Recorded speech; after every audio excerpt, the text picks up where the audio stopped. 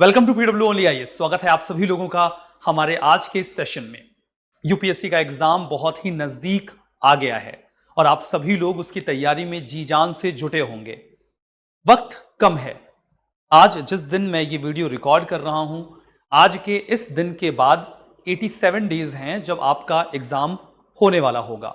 तो 87 डेज यानी कि 88th डे आपका एग्जाम है। आज के इस सेशन में हम थोड़ा बहुत डिस्कशन या प्लानिंग करने वाले हैं कि आपके पास जो लास्ट 75 डेज हैं, आपको उन्हें कैसे प्लान करना चाहिए, उनके बारे में कैसे आपकी प्लानिंग होनी चाहिए। अगेन, हमारे पास अभी जिस टाइम पर मैं वीडियो रिकॉर्ड कर रहा हूं, नॉट नेसेसरली ये वीडियो अभी आपको मिले, लेकिन फिर भी मैं जो प्लानिंग दे रहा हूं वो 75 डेज की दे रहा हूं, या सीधे सीधे कहूं तो मैं 11 वीक्स की प्लानिंग आपके साथ शेयर करने वाला हूं। तो आप इसे 77 डेज मान लीजिए, ठीक है। उसके बाद जो आपके पास 5, 6 या 8 दिन जो कुछ भी आपके पास बचे हुए हैं, आप उसे एडिशनल रिवीजन के फॉर्म में चार्ट आउट कर सकते हैं। इस सेशन को स्टार्ट करने से पहले मैं एकदम क्लियर डिस्क्लेमर देना चाहता हूं, और वो ये है कि ये वीडियो उनके लिए बिल्कुल नहीं है जिन्होंने अभी तक कुछ भी नहीं पढ़ा और वो इस बार एग्जाम देने वाले हैं। ये वीडियो उनके लिए बिल्कुल नहीं है जो ट्राई करने वाले हैं, क्योंकि इतने कम समय में आप फ्रेश स्टार्ट नहीं कर सकते। मतलब कि जो कुछ हम यहां प्लानिंग डिस्कस करने वाले हैं, ये उन्हीं एस्पिरेंट्स के लिए है जिन्होंने पहले से अपना सिलेबस पढ़ा हुआ है और वो अपने प्रिपरेशन के लास्ट फेज में है, या उनके लिए भी आप मान सकते हो जिन्होंने अपने 7 सब्जेक्ट्स में से 5 या 6 सब्जेक्ट कवर कर लिए हैं, उनका 1 या 2 ही रह गया है, वो इस ड्यूरेशन में उसे कवर करके एग्जाम देना चाहते हैं। वो तो इस टाइम ड्यूरेशन को फॉलो कर सकते हैं, लेकिन जो एकदम फ्रेशर हैं, जो एग्जाम ट्राई करना चाहते हैं, टेस्ट करना चाहते हैं, this strategy will not help them. जिन्होंने पढ़ा हुआ है, केवल उन्हीं के मतलब की है ये वीडियो, बाकी किसी के मतलब की नहीं है, ठीक है। तो अगर आप अच्छे से मेहनत करके काफी लंबे समय से अपनी तैयारी में हैं और अब आप अपना लास्ट का टाइम सही तरीके से फॉर्मुलेट और फ्रेम करना चाहते हैं, तो ये 11 वीक स्ट्रेटजी फॉलो कर सकते हैं और इसकी बेसिस पर अपनी प्रिपरेशन को फॉर्मुलेट कर सकते हैं। इसके पहले कि मैं इस सेशन में आगे बढ़ूं और उस 11 वीक की तैयारी के बारे में बात करूं, मैं आपको बता दूं कि विश्वास दिवस एकदम आ चुका है और विश्वास दिवस के लिए आपके पास कुछ बहुत ही ल्यूक्रेटिव ऑफर्स हैं। मतलब कि आप ऑफलाइन सेंटर्स पर अलग अलग बैचेस में अलग अलग डिस्काउंट्स अवेल कर सकते हैं। अगर आप करोल बाग में दिल्ली में इनरोल होने वाले हैं, तो आपको 20% तक का ऑफ अप टू मिल जाएगा यूपीएससी फाउंडेशन कोर्सेज के ऊपर 2026 के लिए। अगर आप इनरोल होने वाले हैं मुखर्जी नगर में, तो आपको यूपीएससी फाउंडेशन कोर्सेज पे 35% तक का ऑफ मिल जाएगा। वहीं दूसरी ओर अगर आप एनरोल होने वाले हैं प्रयागराज में, तो आप यूपीएससी और यूपीपीसीएस दोनों पर ही 50% तक का ऑफ अवेल कर सकते हैं। वहीं अगर आप लखनऊ में एनरोल होने वाले हैं, तो अपनी फ्लैट फीस पर 31% तक का अप टू ऑफ अवेल कर पाएंगे। 2 सेंटर्स और भी हैं, उन पर भी बात होनी चाहिए। पटना में एनरोल होना चाहते हैं तो विश्वास दिवस के मौके पे 33% का डिस्काउंट अवेल कर सकते हैं, और इंदौर में आप अवेल कर पाएंगे 50% तक का अप टू ऑफ अपने यूपीएससी कोर्सेज के ऊपर। तो ये जो ल्यूक्रेटिव डिस्काउंट्स हैं विश्वास दिवस के मौके पर, आप इन्हें एक्सेस करके अपनी यूपीएससी प्रिपरेशन और जर्नी को आसान बना सकते हैं। चलिए, आपने इन ऑफर्स के बारे में जान लिया, और इन ऑफर्स के बारे में जानने के बाद अब जो हमारी बातचीत बनती है वो है 75 डेज की इस प्लानिंग के बारे में। क्या करें आखिर इन 75 डेज में? ये जो 75 डेज आपके पास हैं, लास्ट 75 डेज, इन 75 डेज को मैं रफ डिवीजन में देता हूं, और जो रफ डिवीजन है वो 11 वीक्स का है। 11 वीक्स का यानी कि 11 हफ्तों का, तो 77 डेज हो जाएगा। जैसे कि मैंने आपको बताया कि अभी जो मैं वीडियो बना रहा हूं, तो हमारे पास मोर देन 80 डेज हैं जब ये वीडियो आप तक पहुंच रहा है। तो आप इन 11 वीक्स की प्लानिंग को यहां पे मॉड्यूलेट कर सकते हैं। इन 11 वीक्स की प्लानिंग के लिए आपके पास है 7 माइलस्टोन्स टू अचीव। सबसे पहले तो आपको कवर करना है हिस्ट्री को, ठीक है, you need to cover history. उसके बाद आपको कवर करना है ज्योग्राफी को। 7 सब्जेक्ट्स होंगे जिनको आपको कवर करना होगा: history, geography, economy, polity. History, geography, economy, polity, environment,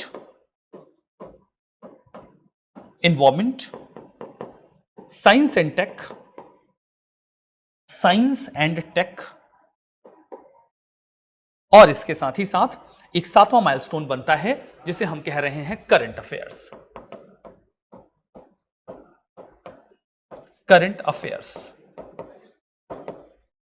तो 6 स्टैटिक सब्जेक्ट्स हैं और एक करंट अफेयर्स है। टोटल 7 माइलस्टोन्स हैं जो आपको अचीव करने होंगे अपने इस 11 वीक्स के प्लानर में। अब ये एज्यूम किया जाएगा कि आपने फंडामेंटल्स पहले से पढ़े हुए हैं, हो सकता है आपने कोई स्टैंडर्ड बुक या स्टैंडर्ड मटेरियल फॉलो किया हो, ठीक है। अब यहां पर मैं आपको बताता हूं कि अगर आपको इन सब्जेक्ट्स को कवर करना है तो आपके पास सोर्सेस क्या होने चाहिए, what must be the source में सीधे कहूंगा कि अगर आपके पास ऑलरेडी स्टडीड मटेरियल है तो उस पर ही जाइए, ऑलरेडी स्टडीड मटेरियल। आपने जो कुछ पहले से पढ़ा हुआ है that is the best source to follow, आप उसी सोर्स को फॉलो करिए और उसी से अपनी तैयारी करिए। लास्ट टाइम में सोर्सेस को डाइवर्सिफाई या चेंज करना खतरनाक होता है, ऐसे केस में आई विल रिकमेंड आपने जो अभी तक पढ़ा है उस पर ही जाइए, उसी सोर्स का इस्तेमाल करिए। लेकिन अगर किसी पार्ट में यू फील कि आपका सोर्स या तो इनसफिशियंट है या फिर आपने कोई एक ऐसा सब्जेक्ट है, दो सब्जेक्ट है लाइक एनवायरमेंट हुआ ही नहीं है, कल्चर हुआ ही नहीं है, आपने उसे पढ़ा नहीं है, सोचा है लास्ट टाइम में पढ़ लूंगा या पढ़ लूंगी, तो वो बचा हुआ है और आपके पास कोई सोर्स अवेलेबल नहीं है, इन एनी केस आपके पास कोई सोर्स अवेलेबल नहीं है तो आपके पास लास्ट टाइम सेवियर है उड़ान बुकलेट।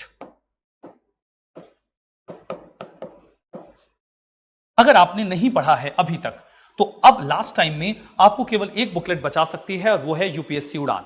यूपीएससी उड़ान जो कि हिंदी इंग्लिश दोनों में अवेलेबल है, वो मार्केट में इजीली अवेलेबल है।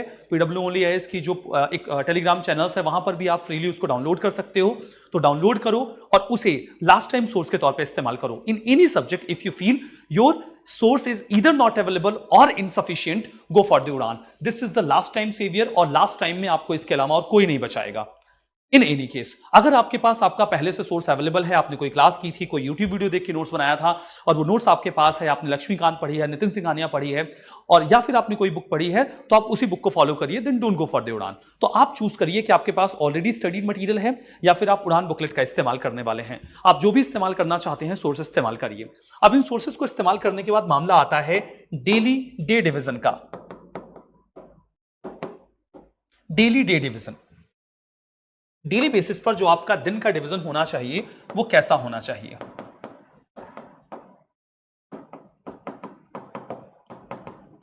डेली डे डिवीजन, मैं ये कहूंगा कि आप अपने दिन को 4 हिस्सों में डिवाइड करिए और अब एग्जाम नजदीक है तो मैं ये कहूंगा कि आपको थोड़ी ज्यादा मेहनत करनी होगी और आप एक्सपेक्टेड है कि आप अपनी स्टडी आवर्स को बढ़ाएं। अगर आप अभी 6, 7 या 8 घंटे पढ़ते रहे हैं डेली बेसिस पर, now it's time to increase these hours और आपको इन आवर्स को अब थोड़ा सा स्ट्रेच आउट करना होगा।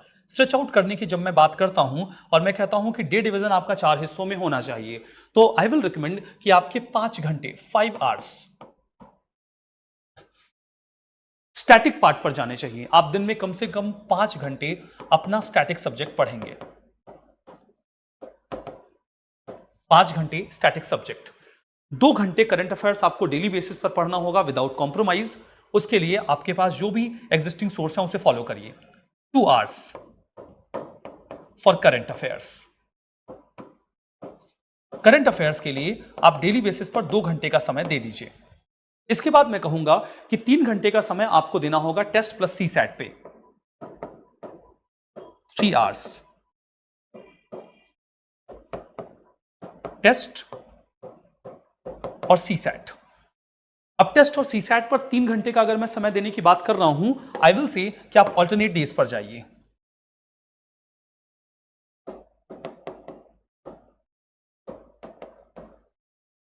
ऑल्टरनेट डेज पर जाइए। ऑल्टरनेट डेज जाने का मतलब यह है कि अगर आपने सी सैट पहले से पढ़ रखा है तो आप उस सी सैट का जो कंटेंट है उसको फॉलो करिए और आप टेस्ट लगाइए, सी सैट का टेस्ट लगाइए और 3 दिनों पर आप जीएस का टेस्ट लगाइए। तो ऑल्टरनेट डेज पर या तो सी सैट को आप पढ़िए या फिर उसका टेस्ट लगाइए।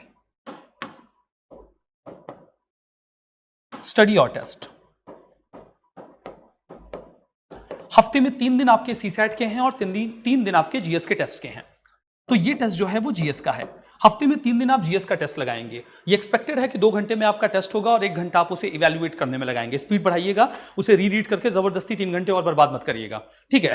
तो 3 घंटे टेस्ट आपके जाएंगे, 3 दिन जीएस के और 3 दिन सी सैट के। अगर आपने सी सैट पहले से पढ़ा हुआ है तो 3 दिन सी सैट का टेस्ट लगाइए, अगर नहीं पढ़ा हुआ है तो इसी 3 दिन में 2 दिन पढ़िए, 1 दिन टेस्ट लगाइए। आपको जो करना है करिए, ये आपका मामला है। लेकिन 3 दिन जीएस के और 3 दिन सी सैट के आपके होंगे हफ्ते में 3 घंटे डेली और 1 घंटा डेली आपको एड ऑन करना होगा for the purpose of revision.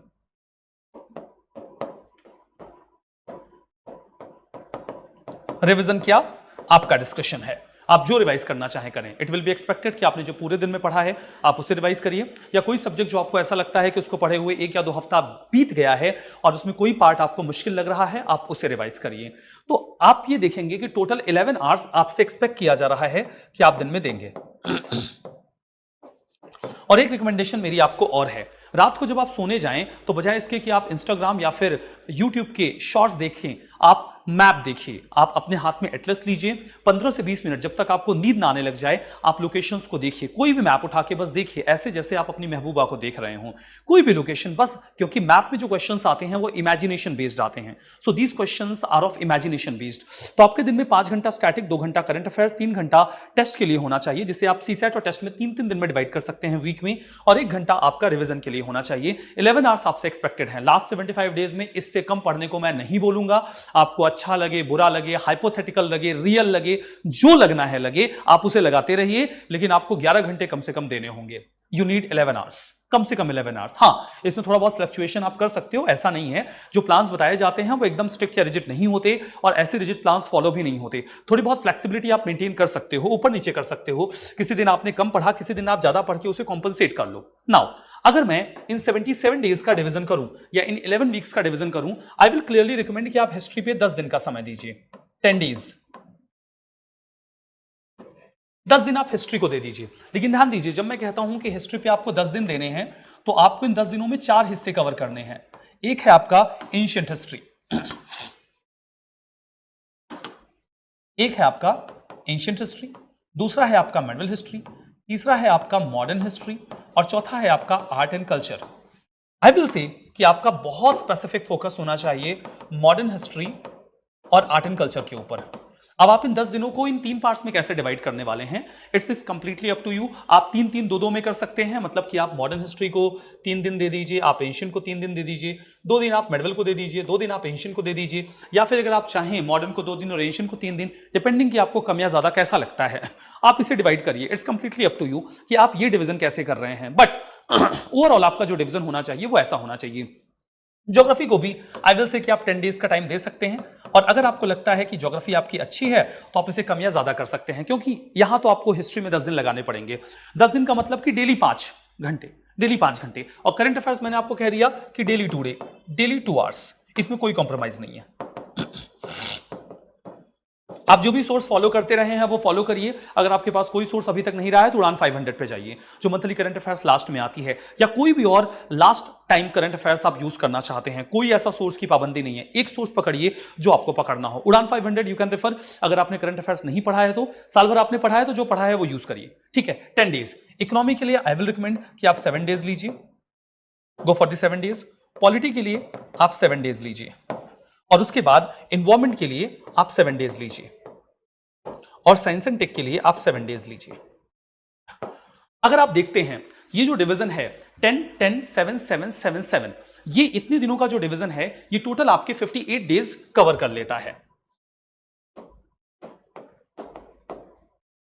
आपके 58 डेज में आपका सिलेबस एक बार पूरी तरीके से फिनिश हो चुका है, और इस बीच आपके टेस्ट की प्रैक्टिस हो गई है। आप डेली बेसिस पर अपनी प्रैक्टिस कर रहे हैं, आप डेली बेसिस पर अपनी प्रैक्टिस कर रहे हैं। तो टेस्ट जो हैं वो अभी तक आई विल से कि अगर हफ्ते में आप 3 टेस्ट जो है वो जीएस के लगा रहे हैं, तो 11 हफ्तों में आप 33 टेस्ट भी लगा चुके होंगे। इन 11 वीक्स में आप कम से कम 33 टेस्ट लगा सकते हैं, और अगर आप चाहें तो बाद में इसे बढ़ा भी सकते हैं। और इन 33 टेस्ट में आपका केवल जीएस का 33 टेस्ट है, और अगर आपने सीसेट पहले से पढ़ रखा है तो आप 33 टेस्ट भी लगा सकते हैं, या कम से कम आप 20 टेस्ट तो सीसेट के लगा ही सकते हैं। मतलब 50 से 60 टेस्ट तो आप इन 77 डेज में सॉल्व कर ही लेंगे। पूरे दिन का मैं रफ आइडिया अगर आपको बताऊं तो इसके बाद भी आप देखो तो आपके हाथ में 19 दिन आते हैं। Now you have 19 more days, और मैं ये प्लान 11 वीक्स के हिसाब से बता रहा हूं, यानी कि 77 डेज के हिसाब से। 75 डेज तो हमने रफ आइडिया लिया हुआ है। 19 more days are there with you. Now you can go for the second revision. आप डेली बेसिस पर 1 घंटे का रिवीजन का टाइम देते हैं, उसमें आपका कंसोलिडेशन हो रखा है। बाकी आप इन 19 दिनों में सेकंड रिवीजन पे जा सकते हैं, और इन सेकंड रिवीजन में आपके पास अगेन 7 सेगमेंट्स हैं, 1 2 3 4 5 6 7, और इन 7 सेगमेंट्स का जो आप सेकंड रिवीजन लेंगे वो आपको 45 डेज ले लेगा। सेकंड रिवीजन के बाद भी आपके पास 5 दिन रह जाएंगे। इन 5 दिनों में आप टेस्ट लगा लीजिए, अपना पुराना पार्ट रिवाइज कर लीजिए, आपको जो करना है करिए, लेकिन आप 58 डेज में अपना पूरा सिलेबस एक बार फिनिश करिए और बाकी के 14 डेज लगा के उसे सेकंड रिवीजन में डालिए। अगर आपको लगता है कि कोई सब्जेक्ट आपका बहुत ज्यादा कमजोर है या आप उसे पहली बार पढ़ रहे हैं, तो आप इनमें से कोई भी दिन घटा या बढ़ा सकते हैं। ये एक रफ टाइम टेबल है, अगर आप इसे फॉलो करते हैं तो आप अपना सिलेबस कम से कम 2 बार कवर कर सकते हैं और उसके बाद आपके हाथ में 5 दिनों का समय होगा। दिन में कम से कम 11 घंटे का टाइम टेबल मैंने आपको बताया है। इट इज एक्सपेक्टेड कि आप इतना पढ़ेंगे। अगर आप इतना नहीं पढ़ते हैं तो फिर आपके लिए खतरनाक होगा।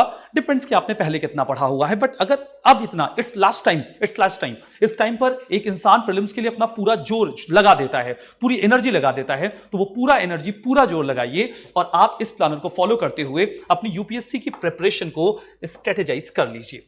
तो चलिए, इस सेशन में वो जो बेसिक बातें हैं वो मैंने आपके साथ डिस्कस कर दी हैं, बता दी हैं। होप आपको एक रफ आइडिया लग गया है कि आपको कैसे अप्रोच करना है अपने इस एग्जाम को। मिलेंगे किसी और सेशन में, तब तक इंतजार करिए। एक नेक्स्ट सेशन का ध्यान रखिए, बढ़िया तरीके से तैयारी करिए। All the best, thank you very much.